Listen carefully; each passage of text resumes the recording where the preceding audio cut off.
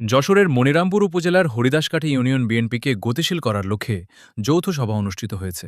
শুক্রবার বিকালে হোগলাডাঙ্গা মাধ্যমিক বিদ্যালয়ের মাঠে এ সভা অনুষ্ঠিত হয়। মনিরামপুর উপজেলা বিএনপির সিনিয়র সহসভাপতি মোহাম্মদ মফিজুর রহমানের সভাপতিত্বে প্রধান অতিথি বক্তব্য রাখেন উপজেলা বিএনপির সাধারণ সম্পাদক আসাদুজ্জামান মিন্টু, সাংগঠনিক সম্পাদক আবু বকর সিদ্দিক ও উপজেলা ও ইউনিয়ন বিএনপির বিভিন্ন অঙ্গ সংগঠনের নেতাকর্মী। এ সময় বক্তব্য নেতারা বলেন, আগামী ইউনিয়ন পরিষদ নির্বাচনে বিএনপির পক্ষ থেকে যাকেই মনোনয়ন দেওয়া হবে তার পক্ষ হয়ে সকলকে কাজ করতে হবে। বক্তব্যের পর ইউনিয়ন পরিষদের ৭ জন প্রার্থীকে শপথ গ্রহণ করান উপজেলা বিএনপি এবং বলেন, যদি কেউ দলীয় সিদ্ধান্তের বাইরে প্রার্থী হতে চাই তাহলে তাকে বয়কট করবেন।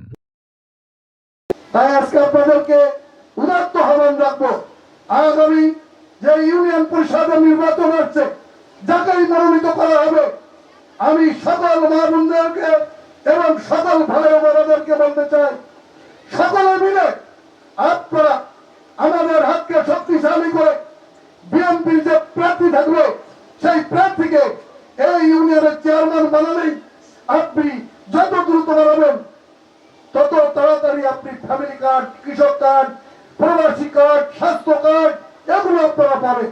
আল্লাহর নামে শপথ করিতেছি,